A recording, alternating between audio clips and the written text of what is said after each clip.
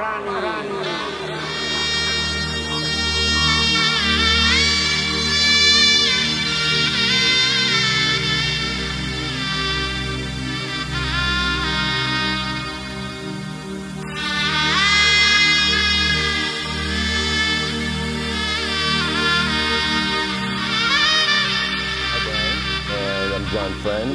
at Wanderlust, and I'm happy to say that I just flew in from Europe to be with my friends here and be with the community, and it's just great to be with all the other teachers and all the other styles here.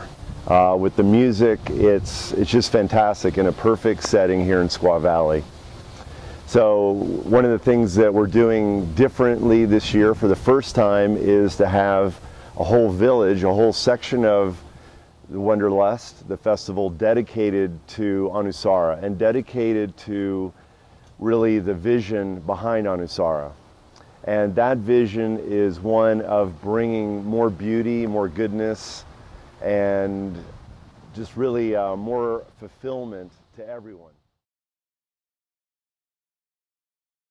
Well, first and foremost, even to have your name in the New York Times, maybe not for the obituary, but if you have your name in the New York Times, it is quite an honor. So it's one of those things that really follows the adage that any publicity is good publicity, especially when it's in the Times. So one thing is it brings out much more recognition about Anusara and what we're doing, and for the most part, that is fantastic. So I feel totally blessed and really humbled that it could go out to so many people. And journalism is something I've been doing and involved with for 3 decades. So, and I know East Coast journalism, and they try to make it really balanced. So I think, they do the best they can.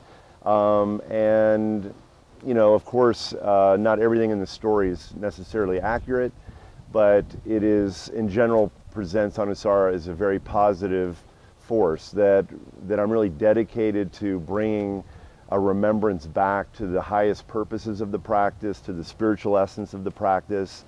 And it isn't just about the physical, and it isn't just a business. Absolutely, we do things that are physically oriented. The practice is centered around asana, which are the physical poses. And I definitely have a business that helps to run the community that's in 70 countries and 250,000 people. And that's really out of service. So whatever we can do to make our service more effective and bring the community more into harmony, I'll do that. So for me, the business, relationships, the whole gamut of one's life is all within the umbrella of my vision, my philosophical vision, which is yogic. And so I don't separate my business from my love of life and my love of yoga. And I don't have different ethics for business or ethics for relationships or for my yoga. So I think it's shown in the article that there is integrity in our yoga and with our business, and we're doing very well at it. We're very successful, and mainly successful in bringing a brightness and an empowerment to so many people around the world that they feel better about themselves when they leave class. So for me, that's been the bottom line, that any student that takes an Anusara class, they feel welcomed when they come in, and when they leave, they feel better about themselves. And that is the consistent story. And of course, when you are having a lot of students come to you, then you're going to have a lot of eyes on you. And there's a certain level when people, they love to speculate, and that's totally fine. And I'm very happy for people to come in and really look at me and look closely at the organization and everything we do, because I'm so happy to share what we do, and that anybody that sees up close and personal will see really a lot of goodness in our intention.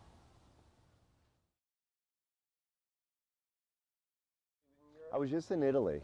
In Italy? Yeah, I just did a 6-week tour of Europe, Denmark, Germany, France, England, and Italy, and it was extraordinary. But my associate here, David Kennedy, otherwise known as DK, and 125 volunteers plus many of my staff, my paid staff, helped to put this village together in conjunction with Wanderlust.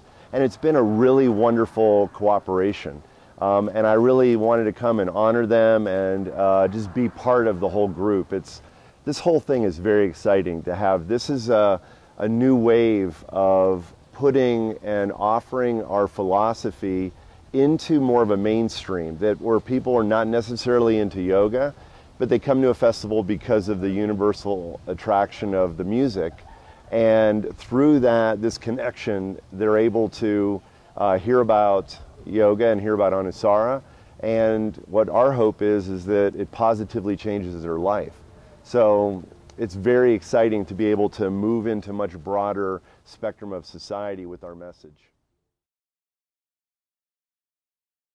Well, the exciting thing is that we're in a very amazing time where there's a lot of change and a lot of upheaval. There's a lot of insecurity throughout the world. You know, in my world travels, to see people struggling financially, to see the world markets all interconnected, and see the cultures really blending too. And they're also, in general, really seeking. They're seeking connection with each other. They're looking for fulfillment. They're looking for freedom from the sufferings of their heart. They're looking for freedom to be able to celebrate the day more with their family and to be happy. And I feel like there's a way that we can offer that can help people fulfill their lives more.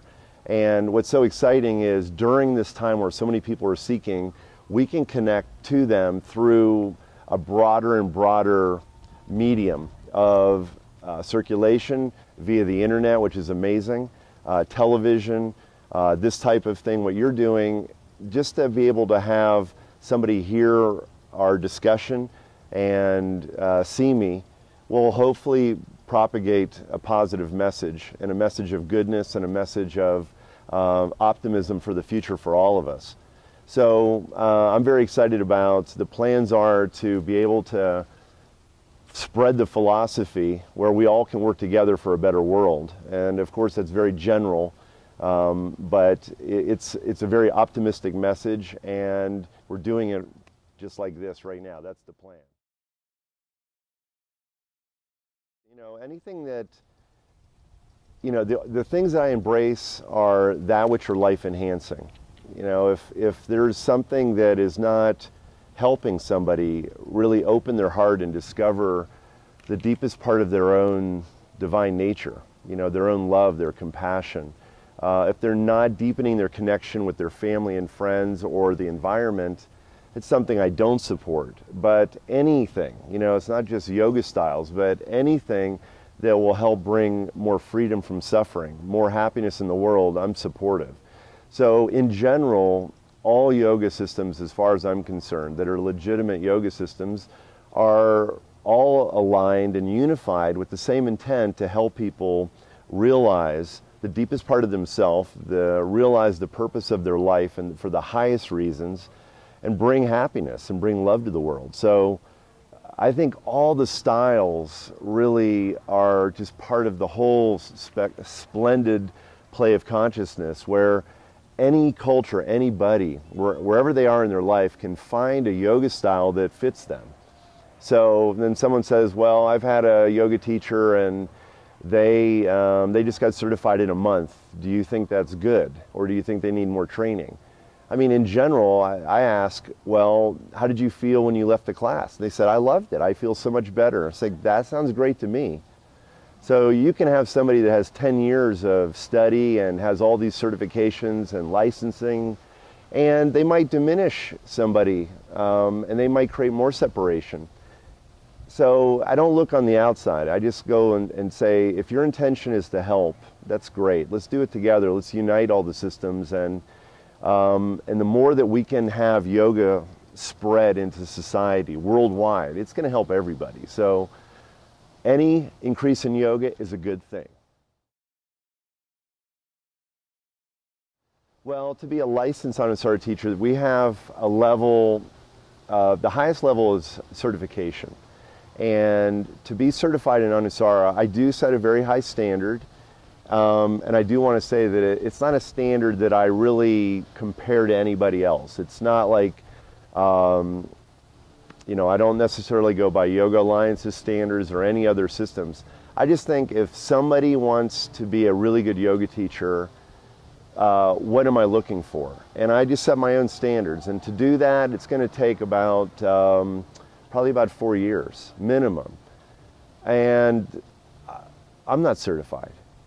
So, you know, you're a student first. I'm a student first. And, you know, a certificate just means that you have fulfilled a certain level of schooling and accomplishment and understanding, and you're tested on that. And so that you meet a certain standard to hold the honor of being an Anusara yoga teacher that I can support and advertise. And wherever you are in the world, a student can come into your class and they will know what to expect. They're going to know a very high standard of quality. They know they're going to be welcome. They know they're going to be taken care of. They know that they're going to probably leave feeling a lot better. And that's the bottom line. So, you know, it's not necessarily so much technical knowledge that I'm looking for, but it's an alignment to a vision about looking at goodness in people. And somebody comes in and the first thing you see, you actually look at what you find to be good and what you see to be a positive potential in the person. And you help to inspire them to realize that potential. And the technical things are all to just support that. So, you know, I found people that don't have a lot of technical knowledge and are beautiful teachers. And I found if you have a great heart and a good intention and you have a lot of knowledge, it's even better. You have good training. If you apply it properly, that's fantastic. So we do have a very high standard, and I will probably continue to always up the bar. As the community becomes more sophisticated, we're going to do that. We're going to just keep going to another level of quality. And so that every time you go to a class, an Anusara class, you're going to touch spirit for sure. Wonderful. Yeah. Thank you very much, John. Thank you, really Brian. Appreciate it. Thanks so much. Namaste.